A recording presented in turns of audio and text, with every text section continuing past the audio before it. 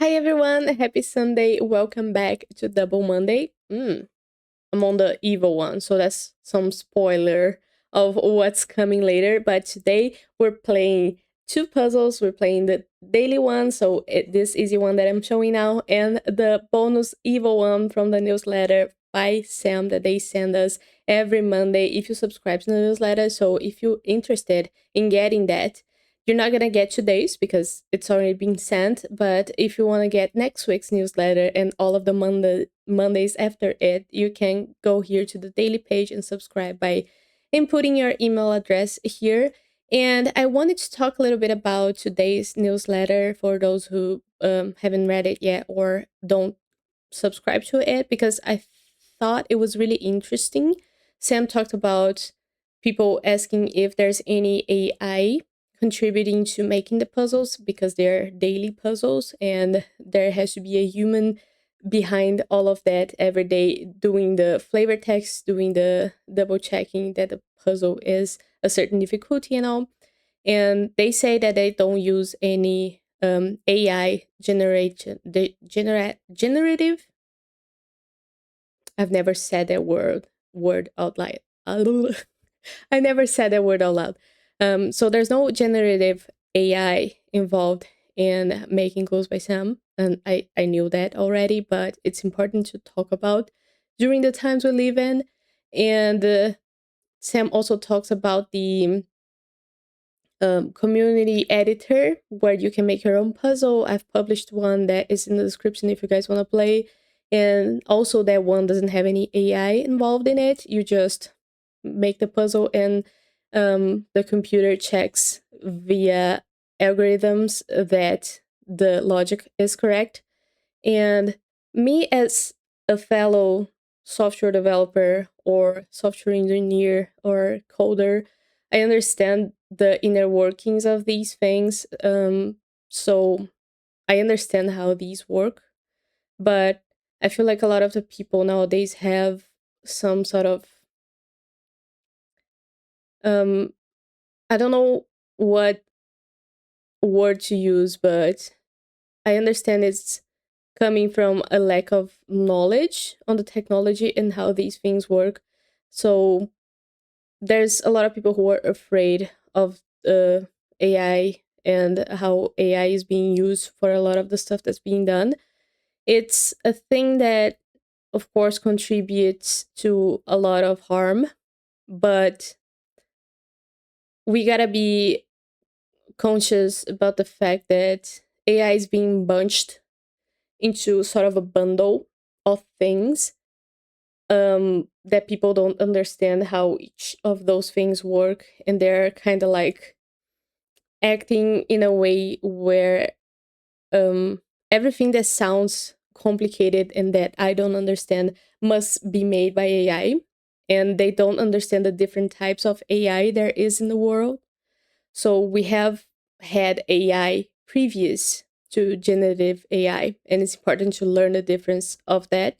Artificial intelligence is a thing, a term that has been known in video game world for many years, because it's just a matter of making a computer predict places where it can go, for example, and then go there. And it has been made a monster nowadays by using much more computer power and doing a lot more dubious work or uncertainty involved in the predictions. So it's a heavy subject matter to talk about. I wanted to touch on that because one of the things that I love in Close by Sam is how human made it is and how Sam communicates with us. And another very important fact is that Sam has other free games for us to play. There's B-Sort, which is a game that I play every single day on my phone. It's completely ad-free. It's free to play, and it's so good to just have a pastime that doesn't involve looking at tragedy on your phone screen. So I do really recommend B-Sort, and Sam has other logic games as well that you can play for free. So I recommend all of those. Go to their website and you can see that. But there's most of what I wanted to touch. Sorry about the long intro. If you're new to Clues by Sam and you're just being dropped in this whole mess, we have daily puzzles that go from easy to sometimes evil along the week, and I play them here on the channel and I explain the logic as I solve. So hopefully I can help you or introduce you to the mechanics if you need. And you guys can also share your ways of solving the puzzle with me so we can all learn together and have fun. And on Mondays, I play one of the bonus ones from the newsletter that we get. So let's start this daily one with Zena telling us there are no insane cooks to the right of Laura. So there's 3 cooks, but only one of them is to the right of Laura here in row 3, Noah. So if Noah is the only cook to the right of Laura, that means that the no insane cooks is him. So he has to be a criminal. And we don't get any more information from Zena's clue, so we don't need it. We click on it to dismiss it, and it goes sort of dim in color, so it doesn't catch as much attention when we're looking for clues that we can piece together in the future. Now, Noah says that exactly one instant to the left of Frank is in column C, so Frank is up here in column D, the last person in row 1. And to the left of him, there's Barney, Chuck, and Diane, in that order. One of them is an innocent, and in column C, only one of them is in column C, Diane, so she has to be the innocent. And we also don't need Noah's clue anymore because it's talking specifically about column C and people to the left of Frank, which is one person. Diane says that each column has at least 4 innocents. So each column has 5 people total. If each column has to have 4 innocents and column C already has 1 criminal, then all of the other people in that column have to be innocents, right? So that makes Janet and Sophia here innocents. Why am I so tired? I get you so bad, Sophia. This is me every single day in life, ever. Janet now says that 2 cooks have an innocent directly below them. So we have 3 cooks and one of them doesn't have an innocent below them already. Janet here has Noah below her and she has a criminal below her because Noah is a criminal. So the other 2 cooks, Noah and Hall, have to have innocents below them, which makes Max an innocent. Now, Max says that all innocents above Umar are connected. So let's think about this. Above Umar, there's 4 people. They are all in the same column. If each column has to have at least 4 innocents, then that means that at least 3 of the people above Umar have to be innocents, right? So, what could be the scenarios where these people are, like, let's consider that there is 1 criminal in column A, if there is one. It could be that there isn't, but if there is, that's the worst case scenario. So we're going to consider that one to plan. And if that happened, then we would have to have Barney, Gus, and Laura be innocent so that all 3 innocents that we have are connected. Or we would have to have Gus, Laura, and Petra all be innocents, because if either Laura or Gus are our single possible criminal in column A, they are separating the innocents who are above Umar, right? Laura or Gus will make the same scenario, breaking that clue happen. So that means that we are sure that Gus and Laura have to both be innocents, but we couldn't be sure of Barney and Petra because any of them could be a criminal and it wouldn't be separating the people who are criminals above Umar. It doesn't matter if Umar is an innocent or not because Umar is not a person who is above Umar, right? So it doesn't intervene with the clue here. Now, Gus says that Kumar is one of 3 innocents above Zane. So Kumar here is an innocent, and above Zane there has to be 3 innocents and 1 criminal because there's 4 people total. So if the 1 criminal is above Zane and we know that there's 3 innocents and column D here has to have 4 innocents, then Zane has to be one of the innocents, right? Because the most we could have in column D is 1 criminal. Now, Laura doesn't give us anything. Zane says that 2 pilots have an innocent directly above them, so where are all the pilots? All of the pilots are in column A, so they are Gus, Laura, and Petra, who we have already looked at. And 2 of them have to have innocents above them. Laura already has 1 innocent Gus above her.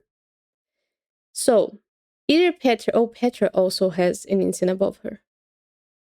So it's Petra and Laura that makes Gus not have an innocent above him. So we know now that Barney is a criminal.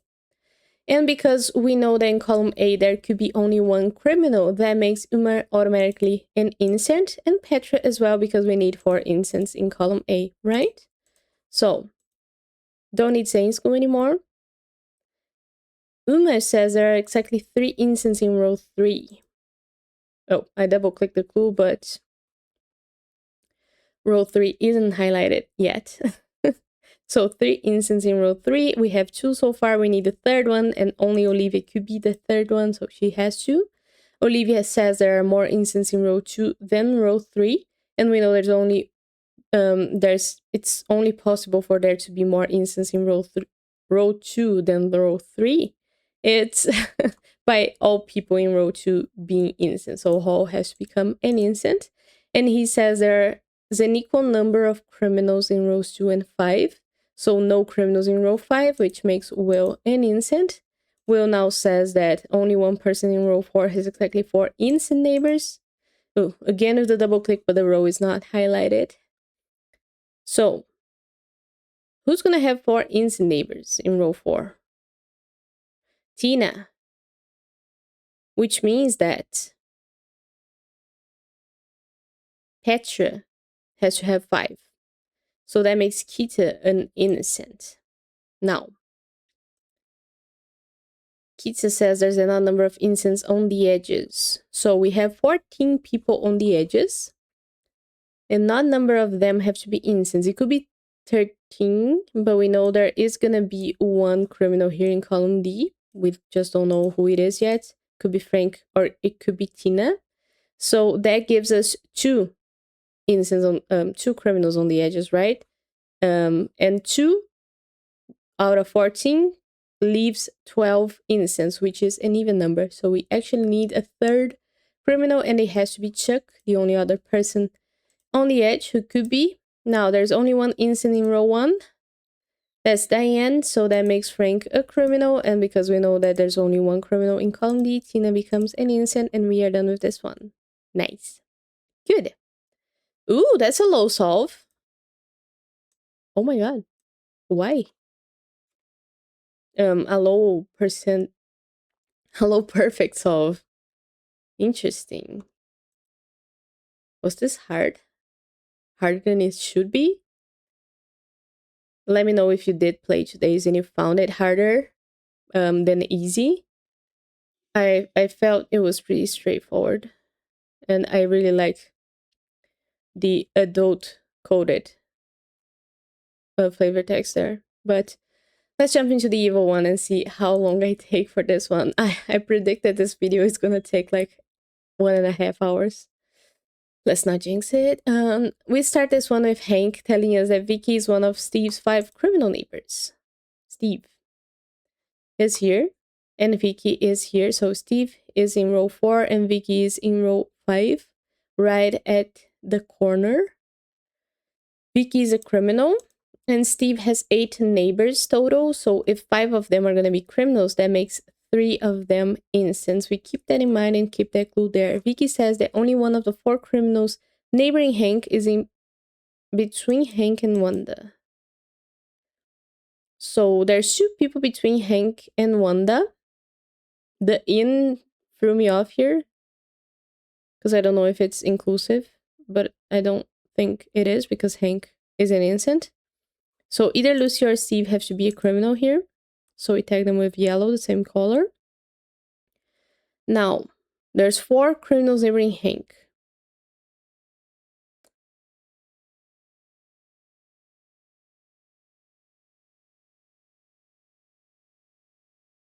It feels like we're missing clues here. But let's say that Steve, because we know that Steve has 3 innocent neighbors, right? Let's say that all 3 of them are here. Karen, Lucy, and Nick in row 3 shared with Hank.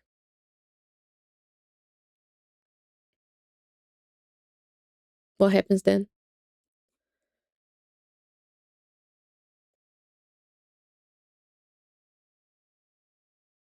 What happens then? Because we know about Vicky and we know about Steve and we know about Hank. That's all.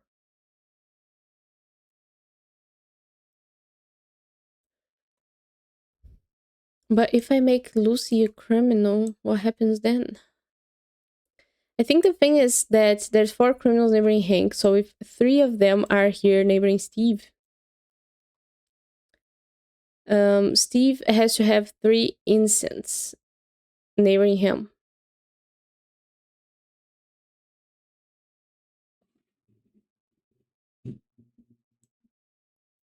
Am I missing something? Vicky is one of Steve's 5 criminal neighbors. 4 criminals neighboring Hank is in between Hank and Wanda.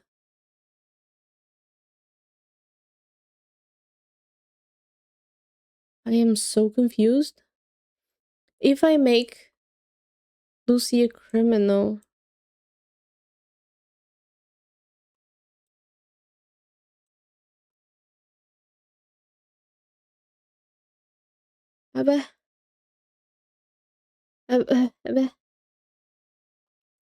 I'm so determined to not get a yellow in this one. So we're gonna stay here for as long as it takes. With these 2 clues that are scaring me.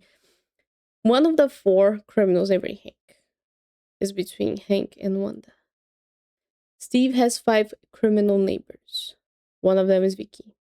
Steve needs 4 more.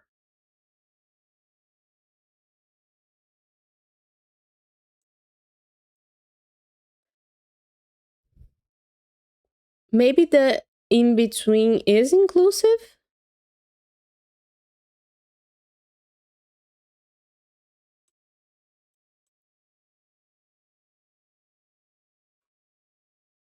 Is the in between or sometimes just between? You can't see it, but it's written here. In between or sometimes just between means the person's between the 2, not including the 2. So the in doesn't matter. So if I make one the innocent here, what does that mean? It means that we couldn't have.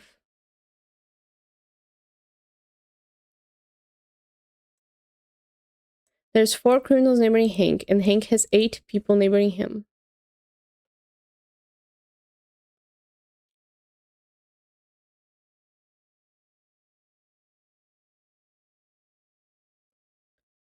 Steve.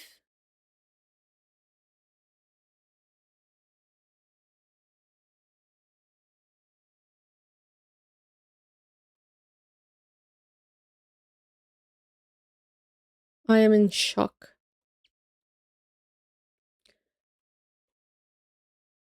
Because one of Steve's 5 criminal neighbors. One of the 4 criminals neighboring Hank is between Hank and Wanda. It has to have to do with Lucy, right? But it couldn't. It doesn't make sense.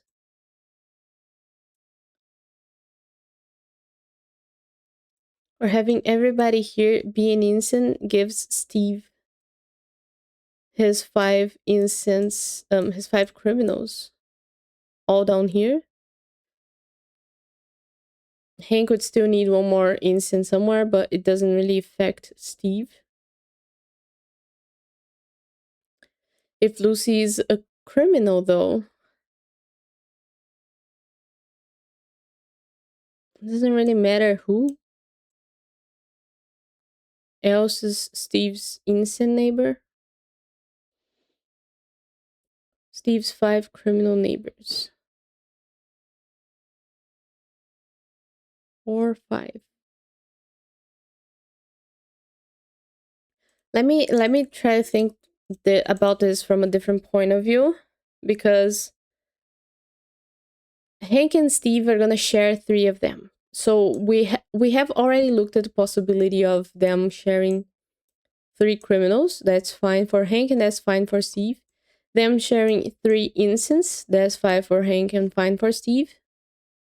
Can they share only 1 innocent? I guess they can. I don't see why not.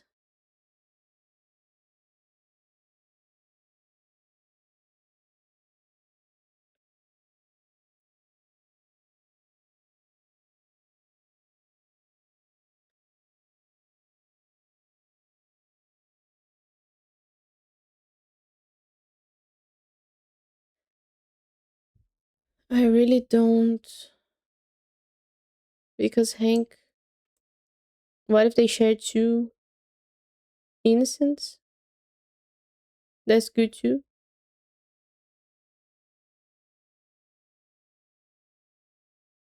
Four criminals neighboring Hank is in between Hank and Wanda. So either Lucy or Steve.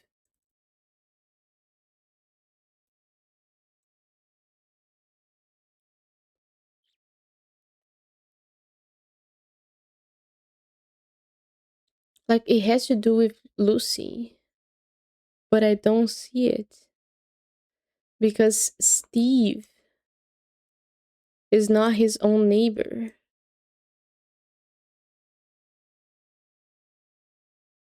So if Steve is an innocent, he still needs three innocents, which could be Karen and Nick. That's fine. And somebody else, like it's perfectly fine.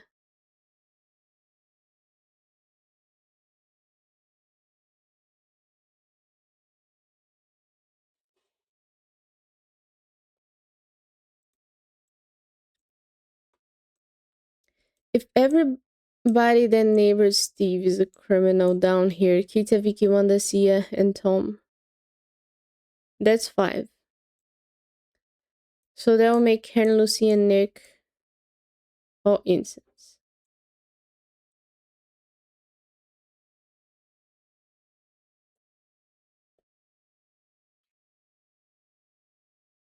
What of it?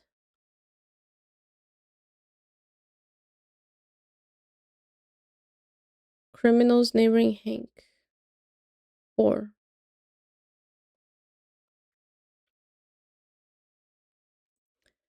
If 3 of them were here.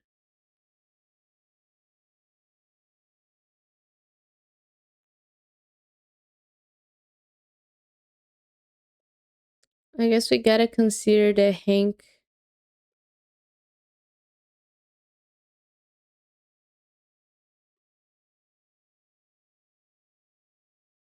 Oh my god.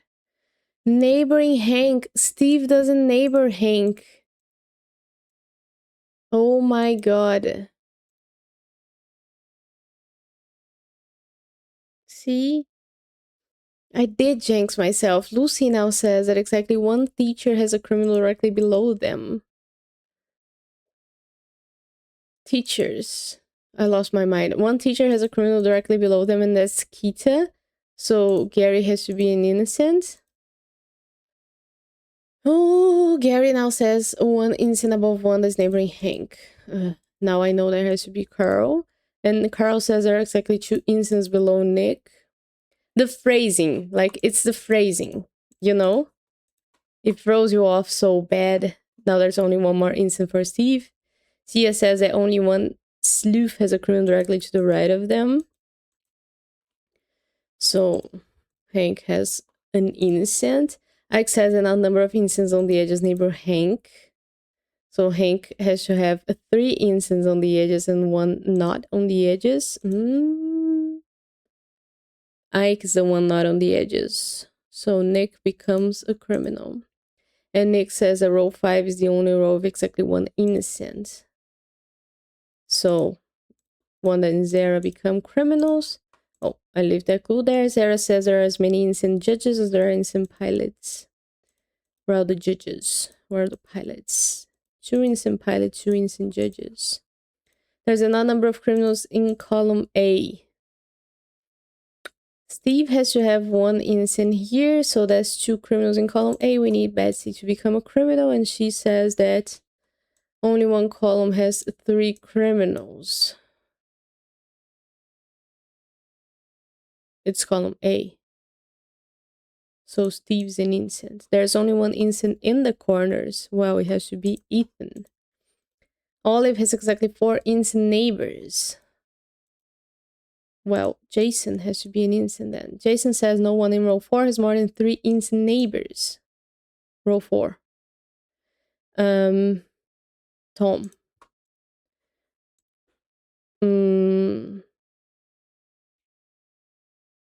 innocent. Karen couldn't be an innocent. So that makes Kita 1. And Diane was upset with somebody. Karen. Done. Okay. Okay, sorry. I thought it was gonna take so much longer because I got scared of that beginning, so I sort of sped through the rest of the puzzle. And it all went well, fortunately. But yeah, I'm gonna leave this one here for today. It's already quite late. Hope you guys enjoyed the video. Let me know what you thought of the puzzles, what you think about other puzzle games. And I don't want to make this conversation about the topic I mentioned in the beginning, but you're free to give your opinion if you want to. Of the opinion that I love people made things and I love the reward after the effort. And if we don't have that much effort, then the reward becomes increasingly less rewarding. That's it. I'll see you guys tomorrow for more Clues by Sam. Bye bye.